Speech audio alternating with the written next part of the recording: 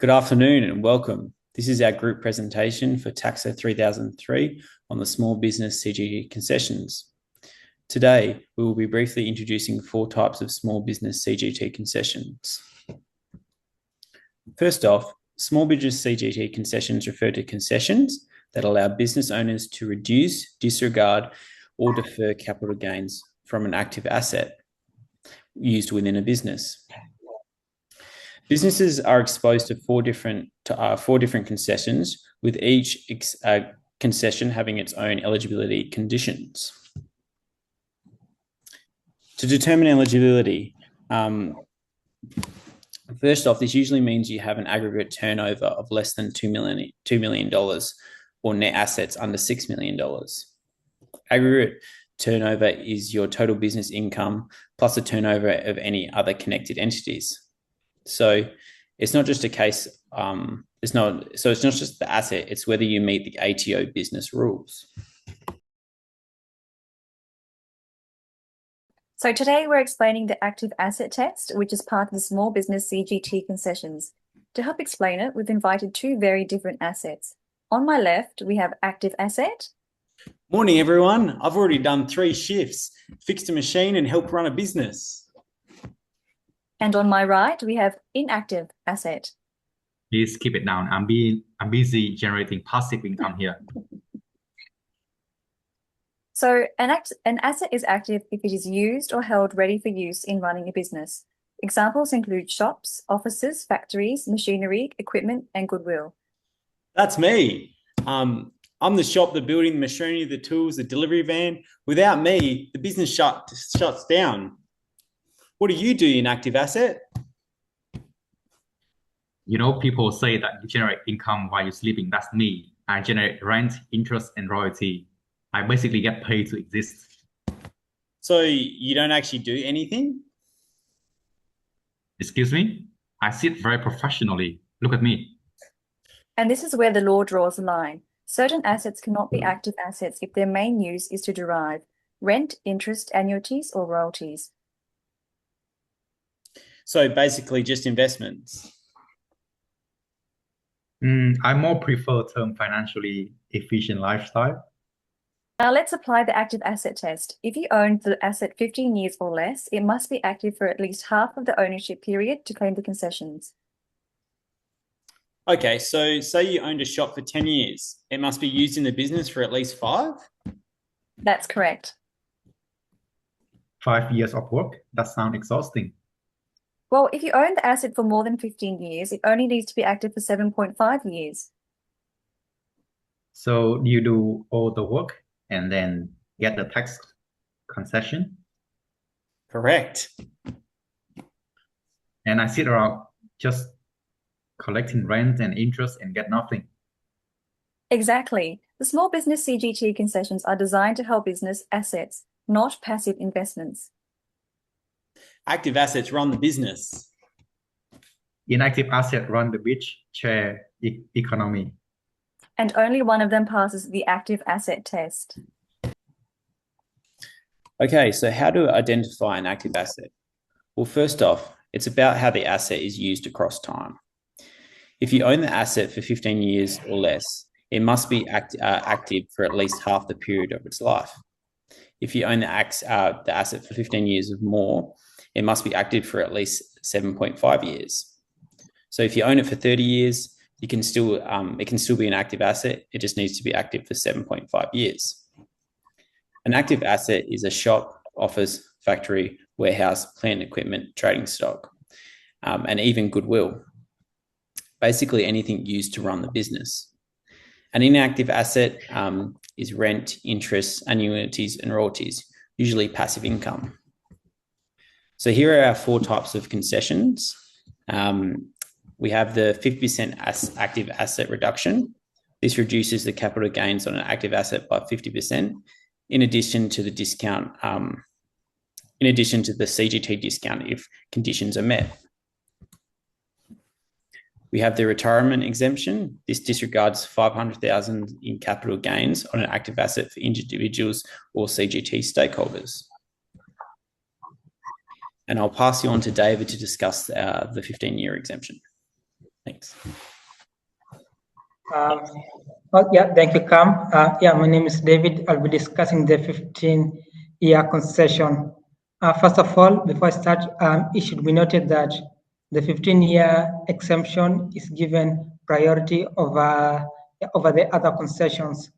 If an asset satisfies the 15-year exemption, then there's no other need to apply the other concessions. And to be eligible for an asset to be eligible for these concessions, there is 3 eligibilities. The first eligibility is that the asset should satisfy the basic conditions of a small business concessions.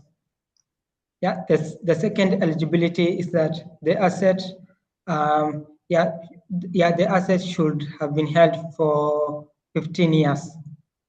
And the third eligibility conditions concerns companies and trusts. And for companies and trusts to be eligible, they need to have a significant individual. The significant individual should be 55 years old and above, and the sale of an asset should be due to his retirement. And I'll go on to the next slide. The next slide concerns the special applications. For the first one, I'll start with the tax. The first one concerns a taxpayer who has interest in more than 2 assets. Let's say, for example, a taxpayer has an interest in one asset which he held for 10 years and another asset held for 15 years. Only the asset held for 15 years will be eligible for the concession and not the 10 years one. And the other one is concerning couples. This one mostly is applicable when there's a marriage breakdown. If a spouse decides to sell an asset and they did not held it for 15 years, they can include the number of years held by the former spouse. And the other one concerns the other one is if, let's say, for example, a taxpayer dies.